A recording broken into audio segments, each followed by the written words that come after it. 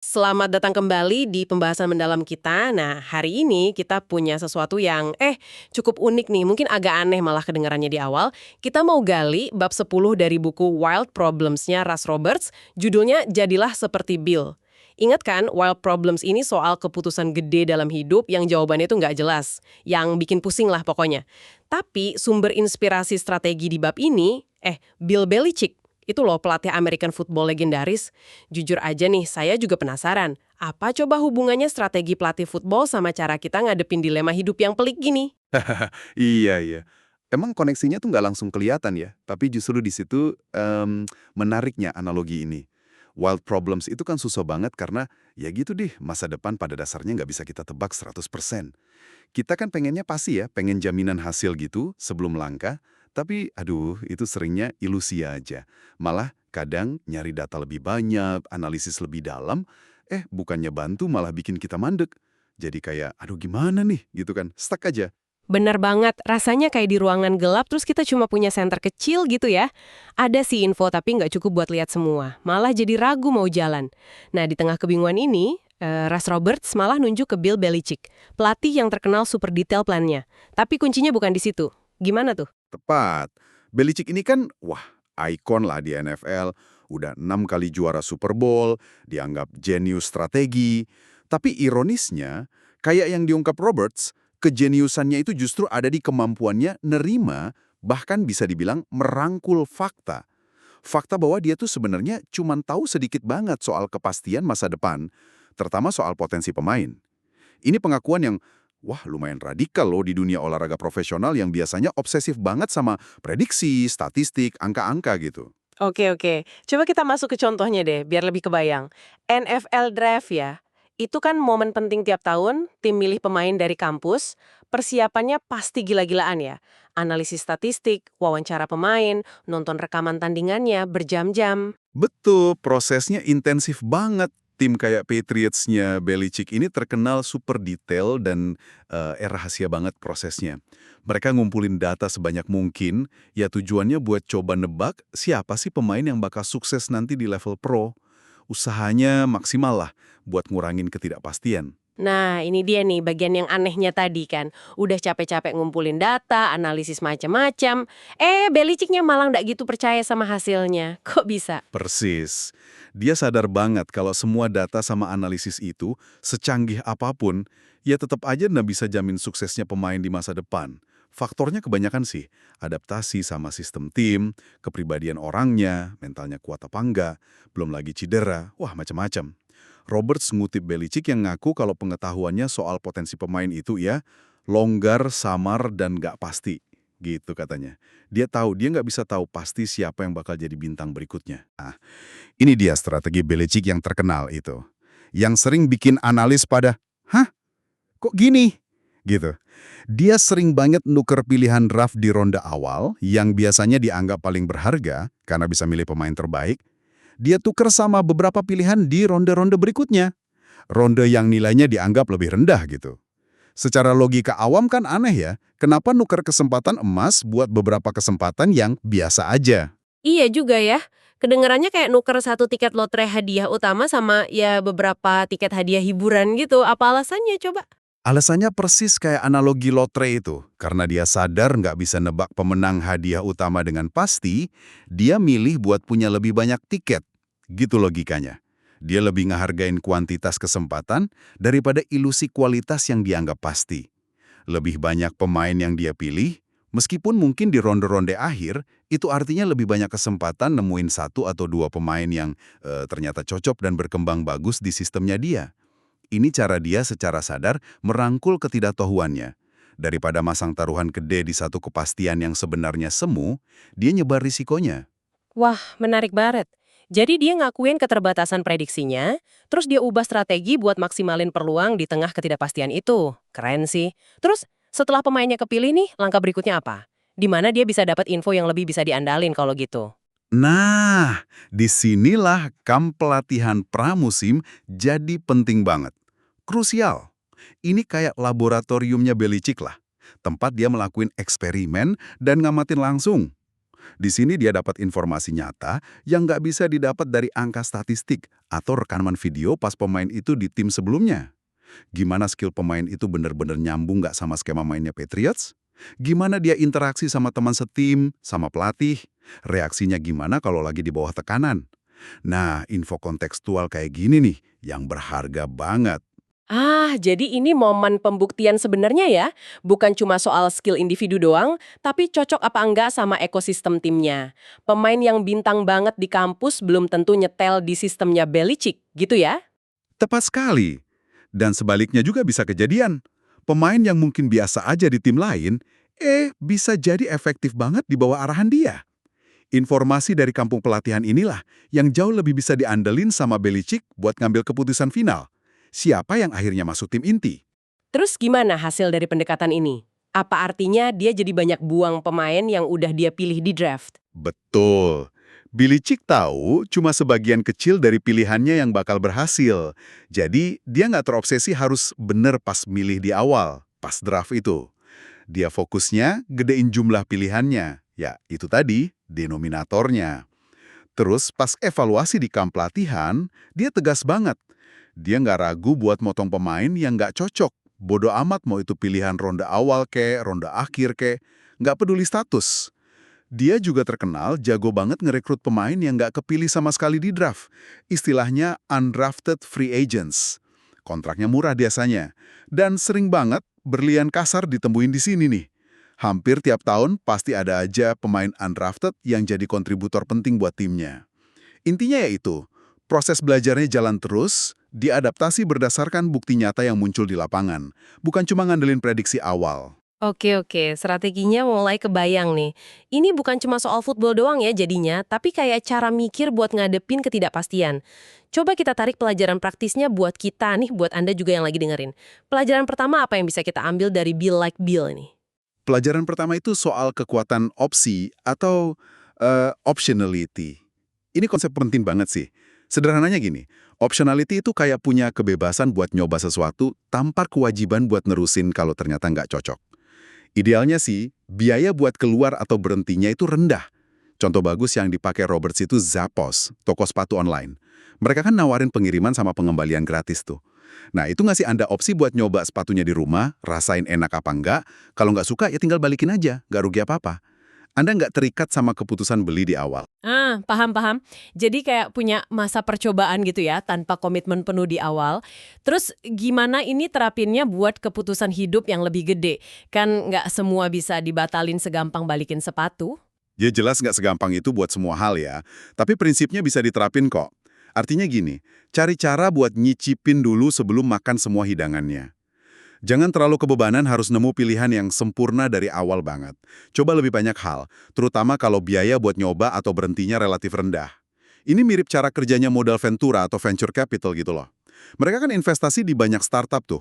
Sadar sebagian besar bakal gagal, tapi ngarep satu atau dua yang sukses gede bisa nutupin semua kerugiannya. Jadi momen ahanya di sini bukan cuman sekedar ayo coba lebih banyak hal, tapi kesadaran bahwa justru karena kita nggak tahu masa depan, strategi terbaiknya adalah ngumpulin tiket lotre atau opsi sebanyak mungkin. Ini ngelawan intuisi kita banget ya, yang biasanya pengennya cari satu jawaban benar. Tepat. Itu dia poin kuncinya. Ketidaktahuan itu bukan halangan, tapi malah jadi alasan buat nyiptain lebih banyak pilihan. Belichick itu seolah-olah mesen lebih banyak pemain lewat draft, karena dia tahu dia punya opsi buat ngembaliin mereka, maksudnya motong dari tim kalau nggak cocok setelah dicoba di kamp pelatihan. Mirip kayak balikin sepatu ke Zappos tadi. Jadi buat Anda nih, pas ngadepin ketidakpastian, coba deh perbanyak opsi Anda kalau emang memungkinkan. Oke, masuk akal banget. Pelajaran kedua nih, apalagi yang bisa kita pelajarin? Pelajaran kedua itu, jangan langsung nganggap apa yang berhasil atau bikin orang lain seneng, itu otomatis bakal cocok juga buat Anda. Penting banget buat nyoba dan ngerasain sendiri. Baca survei kebahagiaan rata-rata pengacara, misalnya, itu nggak otomatis ngasih tahu apakah Anda pribadi bakal bahagia jadi pengacara. Selera Anda kan unik, passion Anda personal, dan diri Anda sendiri pun terus berubah kan seiring waktu. Kayak milih tempat liburan cuma gara-gara lagi viral di medsos gitu ya, padahal mungkin tipe wisatanya nggak cocok sama sekali sama kita. Atau milih jurusan kuliah cuma karena teman bilang seru. Persis. Analoginya tuh, Pakai sepatunya sendiri, jangan cuma baca review orang lain. Coba kendarain mobilnya, jangan cuma lihat brosurnya. Buat Belichick, lihat pemain latihan di timnya dia, dalam sistemnya dia, itu jauh lebih berharga daripada nonton video dia jago di tim lain. Relevansinya buat Anda, untuk keputusan pribadi yang pelik, data dari luar sama pengalaman orang lain ya bisa jadi masukan lah, tapi jangan jadi satu-satunya dasar. Kalau mungkin, uji kecocokannya langsung. Rasain sendiri gimana rasanya buat Anda. Ini penting sih, soalnya kita sering kejebak ngebandingin diri atau niru jalan orang lain ya. Nah, pelajaran ketiga. Ini kayaknya nyambung sama keberanian ngambil keputusan setelah nyoba tadi. Dia nggak ngerasa reputasinya jadi jelek. Ini beda banget sama kecenderungan alami kita yang disebut sunk cost fallacy. Kita jadi malas ninggalin sesuatu yang udah jelas nggak bagus, kerjaan, hubungan, proyek, cuma gara-gara kita udah terlanjur banyak keluarin waktu, tenaga, atau duit di situ. Rasanya sayang gitu kalau ditinggalin. Ini penyakit umum banget nih.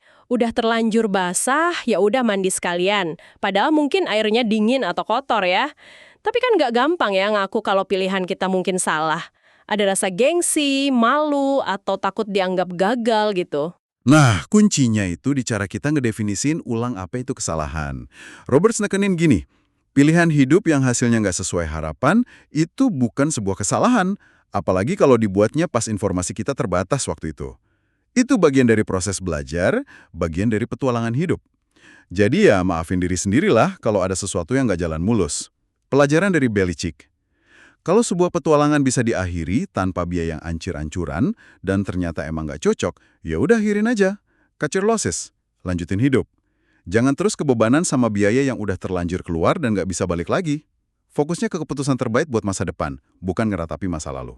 Jadi ini bukan soal nggak pernah salah pilih, tapi soal punya keberanian buat ubah arah pas kita dapat info baru atau nyadar ada ketidakcocokan. Ini nyambung ke pelajaran keempat nih, yang kayaknya sedikit nantang nasihat umum soal gigih gitu ya. Benar. Pelajaran keempat. Kegigihan sama ketekunan itu penting, tapi kadang-kadang tuh dilebih-lebihin. Tentu aja, nyerah terlalu cepat tiap ada susah dikit ya jelek juga. Ada hal-hal yang emang butuh waktu sama usaha buat bisa dinikmatin atau dikuasain. Kayak acquired taste gitu. Tapi penting juga buat nyadar kalau ada hal-hal yang emang dasarnya nggak bakal pernah cocok buat Anda, sekeras apapun Anda nyoba atau bertahan. Contohnya kayak gimana tuh?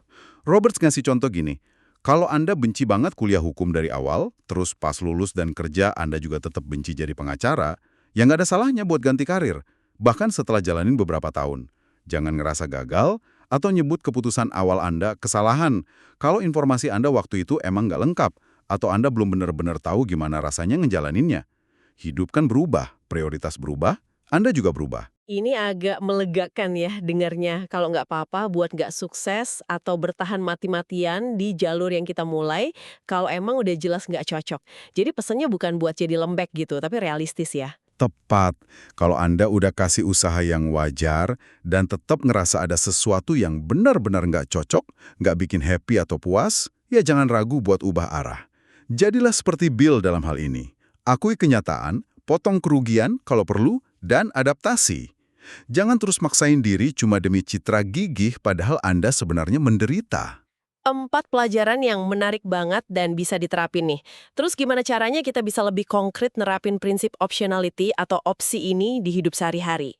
Selain contoh Zappos tadi. Ya, cari cara buat bikin uji coba yang biayanya rendah sebelum komitmen penuh. Misalnya nih, kencan beberapa kali sebelum mutusin buat jadian serius. Atau magang, kerja proyek jangka pendek dulu sebelum gabung full-time di perusahaan. Kunjungi kota atau negara tujuan beberapa kali sebelum mutusin pindah permanen. Bahkan hal kecil kayak nggak maksain diri baca tiap buku sampai habis kalau isinya ternyata nggak menarik buat Anda, itu juga bentuk penerapan opsi loh. Tapi gimana sama keputusan yang sifatnya lebih ngikat dan susah dibalik, kayak nikah atau punya anak gitu? Apa prinsip ini masih berlaku? Tentu aja, tingkat komitmen sama konsekuensinya beda jauh ya. Keputusan kayak pernikahan itu idealnya butuh komitmen sama usaha yang sungguh-sungguh biar berhasil. Tapi, bahkan dalam komitmen gede pun, secara teknis ya, opsi buat berubah, meskipun mungkin biayanya entah emosional atau finansial bisa tinggi banget, kayak perceraian gitu, itu sebenarnya tetap ada. Poinnya bukan buat nganggap remeh komitmen sih, tapi buat nyadar kalau di banyak area hidup kita bisa ngerancang cara buat nyicipin atau dapat info lebih baik sebelum lompat sepenuhnya. Carilah low-cost eksperimen sebanyak mungkin. Satu hal lagi nih yang sering hantuin pas ngadepin keputusan pelik gini. Takut nyesel. Takut salah pilih terus nyesel di kemudian hari. Ini sering bikin kita nunda-nunda terus, nyari info lebih banyak yang sebenarnya nggak akan pernah cukup juga. Bener banget, ketakutan bakal nyesel itu bisa bikin lumpuh loh. Roberts ngutip Rabbi Jonathan Sacks yang bilang sesuatu yang relevan banget. Satu-satunya cara memahami pernikahan adalah dengan menikah. Satu-satunya cara memahami jalur karir tertentu adalah dengan mencobanya.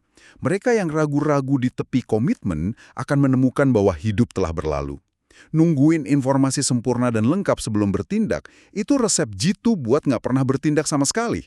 Jadi kita harus terima aja gitu kalau kita nggak akan pernah punya semua jawaban di awal. Betul. Dan ini bawa kita balik lagi ke inti dari pendekatan Belichick dan pelajaran utamanya. Definisiin ulang apa itu kesalahan. Ingat, pilihan yang Anda buat pakai informasi yang nggak lengkap, itu bukanlah kegagalan kalau Anda udah lakuin yang terbaik dengan apa yang Anda tahu pas saat itu. Jadi mungkin fokusnya perlu digeser nih. Daripada obsesi nyari satu keputusan benar yang absolut, yang mungkin nggak ada, mending fokus ke satu, perluas pilihan atau opsi Anda di awal, kayak Belichick sama pilihan draftnya. Dan dua, yang nggak kalah penting, bangun kemampuan buat ngatasin kecewa, belajar dari pengalaman, dan adaptasi kalau hasilnya nggak sesuai harapan. Dengan kata lain, siapin diri buat belajar sambil jalan dan berani nyesuaiin arah daripada jadi kaku karena takut salah langkah ya. Persis. Bill Belichick bisa tidur nyenyak setelah NFL Draft yang penuh ketidakpastian itu, karena dia punya strategi buat ngadepinnya. Anda pun bisa belajar buat ngerasa lebih tenang pas jalanin ketidakpastian hidup Anda sendiri dengan ngadopsi pola pikir yang mirip. Oke, jadi kesimpulan utama dari pembahasan kita kali ini yang terinspirasi dari bab 10, Be Like Bill, ya rangkul aja ketidakpastian itu. Daripada mati-matian nyari jaminan atau kepastian mutlak yang sebenarnya mustahil didapat di awal sebuah keputusan gede, mending fokus buat nyiptain pilihan-pilihan, kasih diri Anda ruang buat nyoba, dan belajar secara aktif dari pengalaman nyata yang Anda dapetin. Dan penting buat digarisbawahi nih, strategi Belichick ini bukan soal ceroboh atau asal coba-coba tanpa persiapan ya. Justru kebalikannya. Ini soal ngakuin keterbatasan pengetahuan kita soal masa depan, terus cara sadar bangun strategi dan ketahanan, resilience, buat ngadepinnya. Ini cara buat jalan di kegelapan ketidakpastian tanpa harus nunggu peta yang sempurna. Karena peta itu seringnya nggak akan pernah ada. Ini soal kesiapan buat belajar, adaptasi, dan terus gerak maju. Nah, sebagai penutup nih, ada satu pemikiran yang menarik buat Anda bawa pulang dan renungin. Pendekatan Belichick ini kan ngehargain banget proses ya, proses belajar, nyoba, adaptasi, itu di atas akurasi prediksi awal. Coba deh pikirin sejenak, gimana kalau Anda menerapin pola pikir proses di atas prediksi ini, dan cuma buat keputusan-keputusan gede dalam hidup, kayak milih karir atau pasangan, tapi juga buat cara Anda belajar hal baru atau ngembangin skill sehari-hari. Eksperimen kecil apa yang risikonya rendah, yang bisa Anda coba dalam hidup Anda sekarang juga, dengan kesadaran penuh kalau Anda bisa nyesuaiin diri nanti berdasarkan hasil yang muncul, tanpa perlu nunggu rencana sempurna dan detil dari A sampai Z dulu. Mungkin aja ada kebebasan dan pembelajaran baru yang menarik nunggu di sana.